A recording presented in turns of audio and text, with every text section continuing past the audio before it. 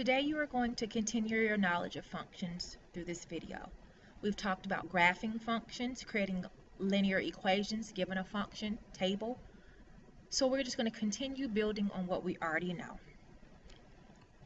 So the first thing you need to make sure you understand is that the domain and range are also your x values and your y values. Specifically,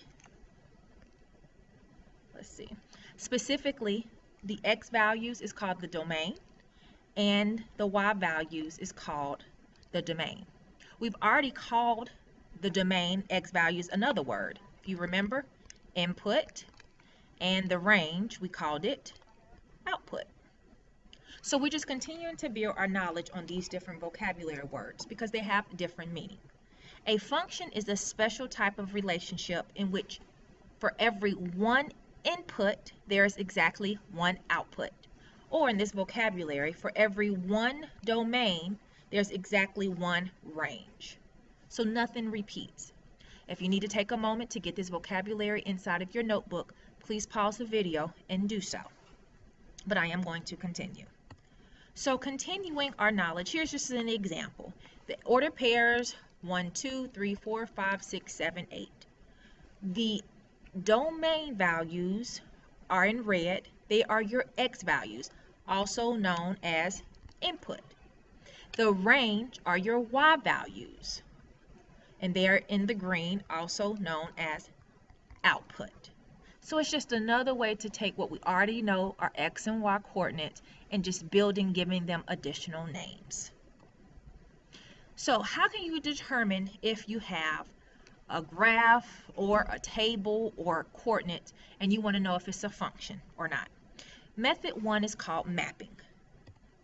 Mapping is where you take your coordinates and you literally put them in a chart or a table. So for example, here are my coordinates, and I need to identify the domain and range as the direction said.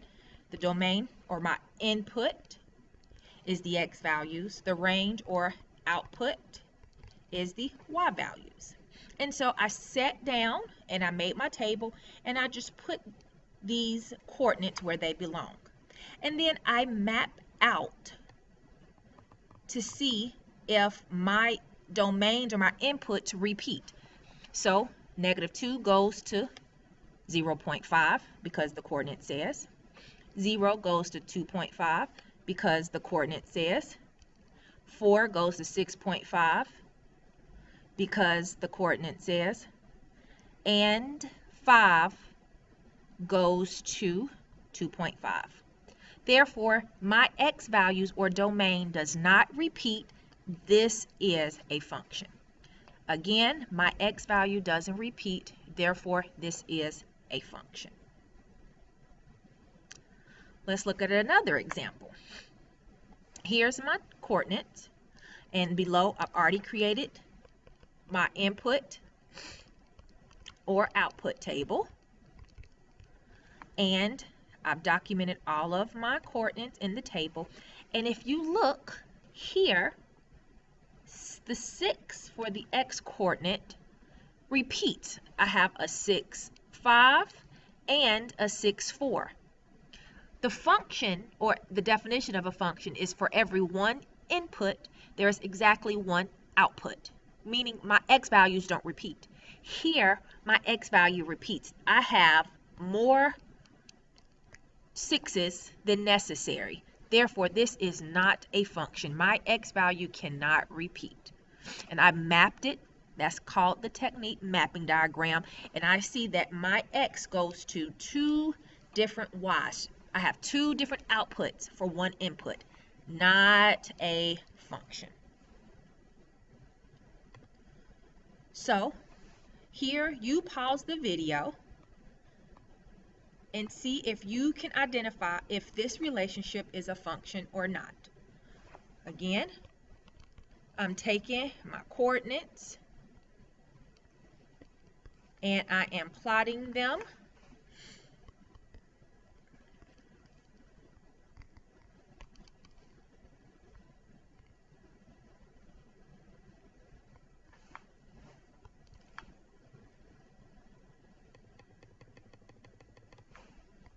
And if I do mapping,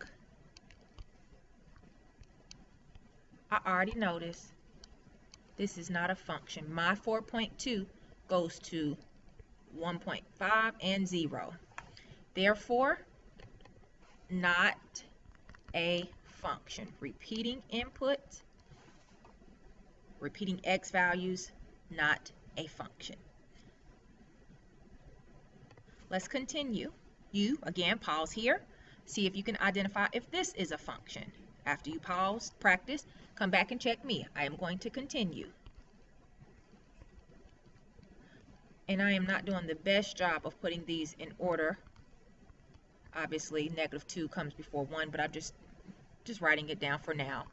And I notice that nothing repeats in my x values. Doesn't matter if the y values repeat. Doesn't matter if you have the same range. But the domain or input / x values don't repeat. Therefore, I already know this is a function.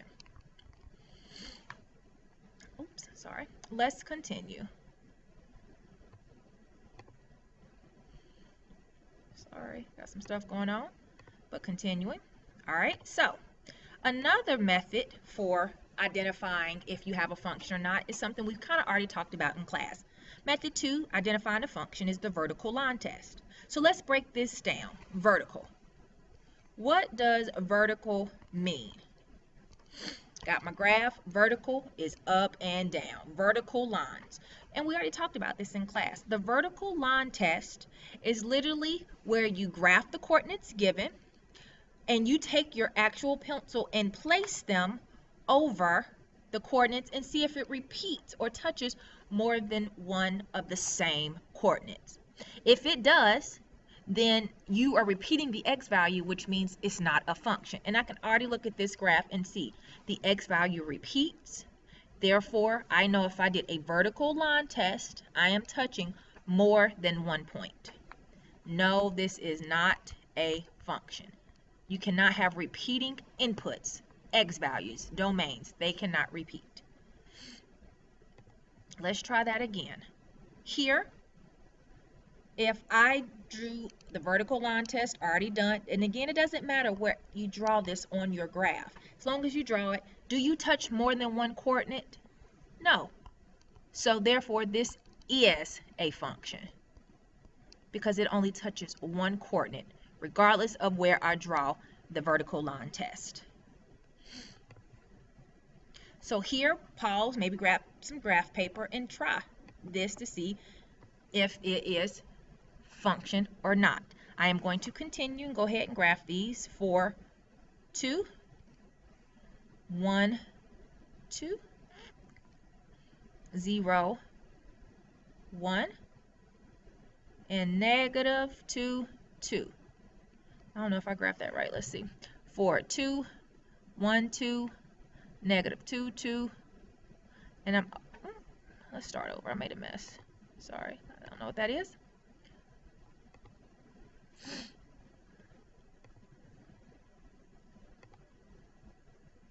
All right, and 3, 3.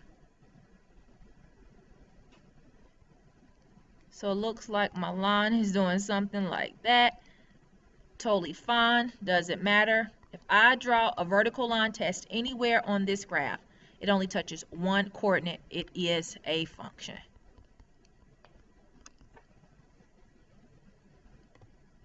Here, pause, try this one. I'm going to continue, make sure. 0, 2, 1, -1, -1, 4, 0, 3, -3, excuse me, and 2, 1. So it looks like my graph is something like that. Again, doesn't matter. If I draw the vertical line test anywhere, it looks like I am crossing two coordinates, not a function. The last thing we want to talk about is function notation. Function notation is another way of identifying that the equation of the line, slope-intercept form, which we've talked about, y equals mx plus b, it's already a function. It is letting you know. So it replaces the y, the dependent variable, for the function notation f of x. It may sometimes say g of x or h of x, but it's letting you know it is a function. It's just replacing the y value.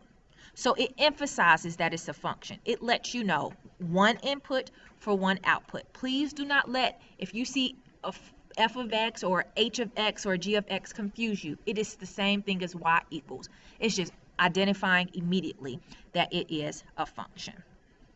So here's an example. Evaluating functions. The function w of x, that means it's telling me this is a function. One input for every one output.